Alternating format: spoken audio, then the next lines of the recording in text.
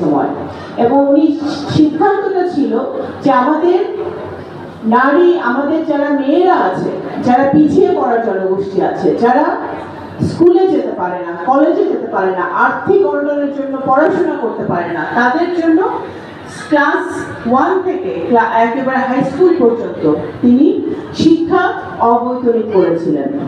এবং এই সিদ্ধান্তটির কারণে আজকে আমরা যে দেখতে পাই, আমি বিশ্বাস করি সেই সিদ্ধান্ত ছিল 91 সালের দিকে, 91 সালে। এই সিদ্ধান্তের কারণে আজকে আমরা যে দেখি নারীরা সব জায়গায় ভালো করছে, মেয়েরা এগিয়ে যাচ্ছে, এসএসসি এইচএসসি সব রেজাল্টে মেয়েরা ছেলেদের থেকে ভালো।